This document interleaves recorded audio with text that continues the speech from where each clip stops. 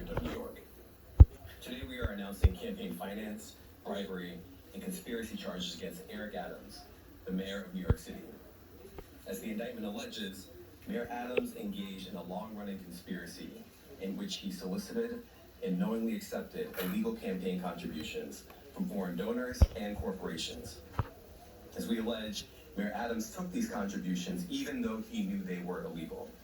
And even though he knew these contributions were attempts by a Turkish government official and Turkish businessmen to buy influence with him.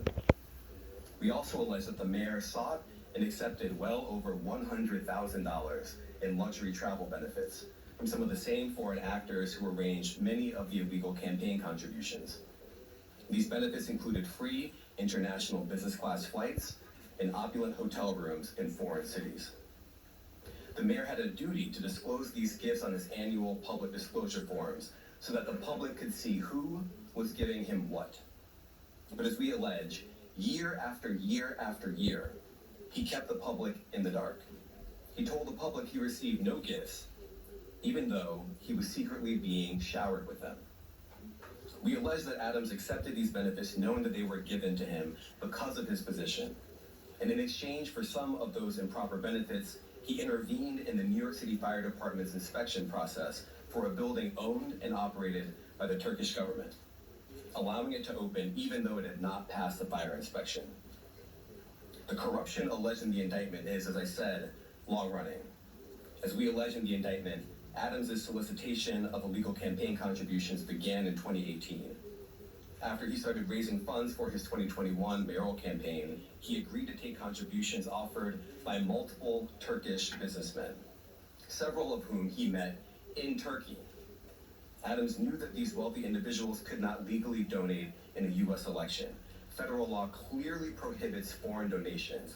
That's how we protect our elections from foreign influence. Yet Adams directed his staff to pursue this illegal money to support his campaign for mayor. And as we allege, Adams continued to pursue foreign money in secret well into 2021. And it didn't stop with his first campaign for mayor. As we allege, in 2023, the mayor rekindled these corrupt relationships, seeking more illegal campaign contributions from some of the same foreign sources to support his re-election campaign. Adams also took contributions that broke other laws. As we allege, he sought contributions from businessmen far in excess of what the law allowed. He also allegedly sought contributions from corporations, which are not allowed to contribute at all in New York City elections. Many of those illegal corporate contributions were organized by the same people who organized the illegal foreign contributions. And Adams allegedly disguised them all in the same way by accepting the money through so-called straw donors. A straw donor contributes someone else's money, hiding the money's illegal source, such as a foreign businessman, a corporation, or a wealthy New Yorker who has already contributed the maximum amount allowed. And as we allege, Adams circumvented all of these laws, taking contributions from exactly the sources the law prohibits, all to benefit his mayoral campaigns. Now, Adams also personally benefited from the illegal conduct alleged in the indictment. Adams solicited and accepted over $100,000 in luxury travel benefits for years from wealthy Turkish business people and at least one Turkish government official seeking to gain influence over him. Adams started accepting undisclosed luxury travel benefits at least as early as 2016. He took these benefits nearly every year through 2021. Here are some of the benefits that we uncovered during our investigation. In 2016, Adams flew to India through Turkey and received 2 free round-trip upgrades for business class seats. That's the highest class on Turkey's national airline. Those upgrades were worth more than $12,000, and none of it was publicly disclosed. In 2017, Adams accepted free business class tickets for himself and his travel companions to France, Turkey, and China. And he was put up in the Bentley Suite in the St. Regis Hotel in Istanbul. All of that was worth more than $41,000, and none of it was publicly disclosed. Also in 2017, he flew to China, again, through Turkey, and accepted 2 free business class tickets for himself and a companion. Those were worth more than $16,000, and none of it was publicly disclosed. In 2018, he flew to Hungary through Turkey and accepted free upgrades for business class seats. Those were worth more than $12,000, and none of it was publicly disclosed. In 2019, he flew to Turkey and accepted a free upgrade to business class for his companion and a free stay in a lavish suite at the St. Regis Hotel in Istanbul. That was worth more than $9,000. And again, none of it was publicly disclosed. In 2021, Adams solicited business class tickets to Istanbul, stays at luxury hotels and resorts, yacht tours, and meals. As we allege, he asked to pay a nominal fee for all of this in order to disguise what we allege were in fact bribes. He canceled that trip at the very last minute, but the benefits that he solicited were worth more than $21,000. And later in 2021, Adams flew to Ghana, again, through Turkey, and accepted free business class ticket upgrades and other gifts while he was on a layover in Istanbul. Those benefits were worth more than $12,000. And just like all the other benefits I've just run through, none of it was publicly disclosed. Now, I want to be clear. These upgrades and freebies were not part of some frequent flyer or loyalty program available to the general public. As we allege, this was a multi-year scheme to buy favor with a single New York City politician on the rise, Eric Adams. Now, this is a chart with all of the undisclosed travel benefits that we uncovered during the investigation. We just list it all out here. You see the year, 2016, 2017, 2017, 2018, 2019, and 2020. The destination, India all the way to Ghana. The benefits, the free upgrades or free tickets altogether, the hotel stays, and the value. And if you just sum up all the dollar amounts here, you get to more than $100,000. And of course, as I said before, every single trip that we list here was undisclosed.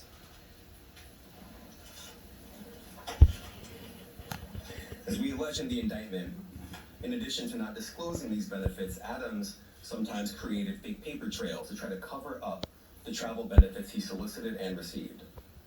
Let me give you one example. Adams wrote emails to his staff suggesting he paid for his 2017 business class flights on the Turkish airline when, as we allege, he did not. Those flights were worth a lot of money. Just one ticket alone cost more than $10,000.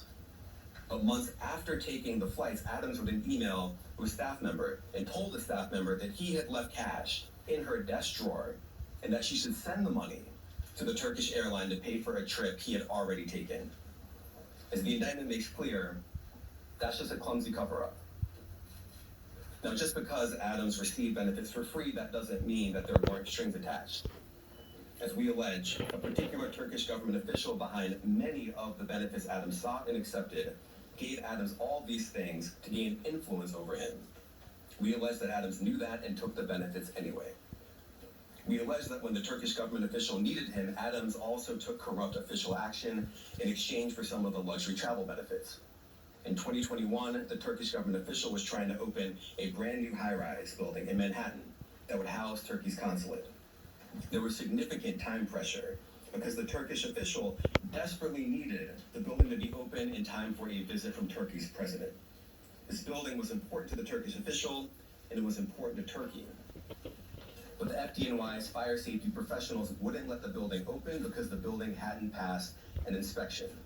And not just that, some of the people at FDNY thought the building had so many issues and defects that the building was not safe to occupy. So the Turkish official sent word to Adams that it was, quote, his turn, unquote, to support Turkey. And as we allege, Adams delivered and pressured the fire department to let the building open. The FDNY professionals were convinced that they would lose their jobs if they didn't back down. And so they did. They got out of the way and let the building open. The Turkish official got what he wanted, and as we explained in the indictment, just 4 days after Adams held up his end of the bargain, he went right back to soliciting more travel benefits from the Turkish airline. Now, I want to make 3 things crystal clear. First, the conduct alleged in the indictment, the foreign money, the corporate money, the bribery, the years of concealment, is a grave breach of the public's trust. Public office is a privilege. We allege that Mayor Adams abused that privilege and broke the law. Laws that are designed to ensure that officials like him serve the people, not the highest bidder, not a foreign bidder, and certainly not a foreign power. These are bright red lines, and we allege that the mayor crossed them again and again for years. That is the only reason we are here today. Second, this investigation continues. We continue to dig, and we will hold more people accountable. And I encourage anyone with information to come forward and to do so before it is too late. And third, the Southern District of New York remains committed to rooting out corruption without fear or favor and without regard to partisan politics. We are not focused on the right or the left. We are focused only on right and wrong. That is our duty, and we will fulfill it. Now, today's charges are the product of a tremendous partnership. I want to thank our partners at FBI and the New York City Department of Investigation who have been with us every step of the way. And finally, I want to commend the outstanding career prosecutors from SDNY who are handling this case. Celia Cohen, Andrew Orbach, Hagen Scotton, and Derek Wickstrom, and the chiefs of the Public Corruption Unit, Laura Pomerantz and Robert Sobelman. It's now my pleasure to turn the podium over to FBI Assistant Director in Charge, James Dennehy.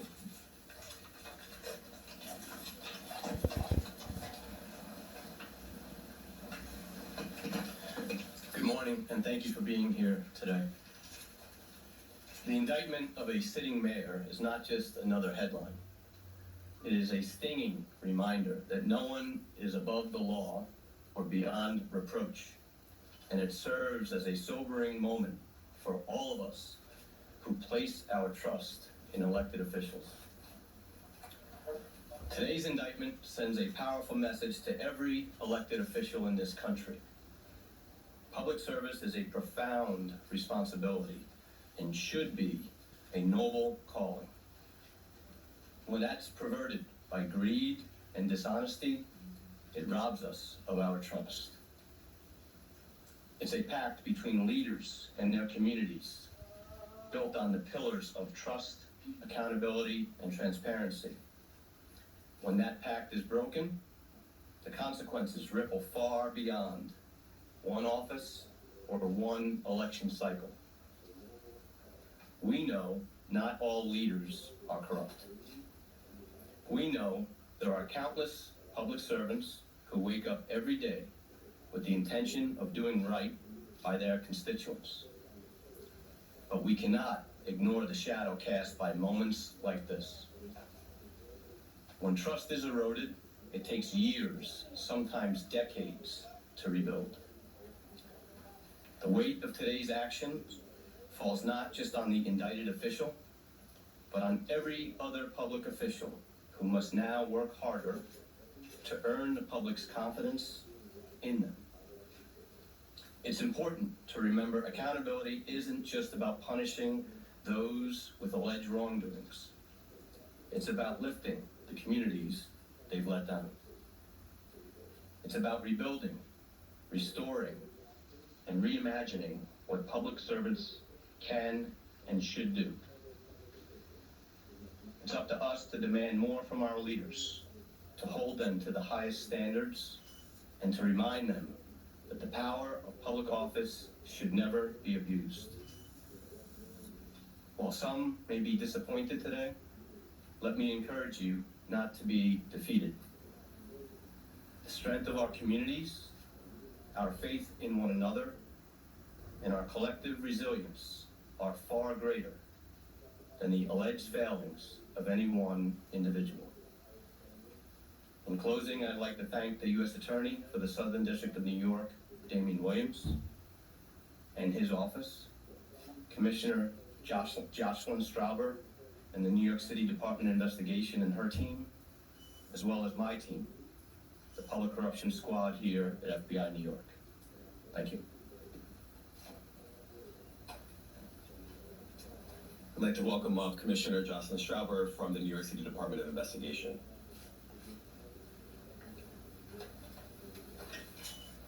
Thank you, Damian. Good morning.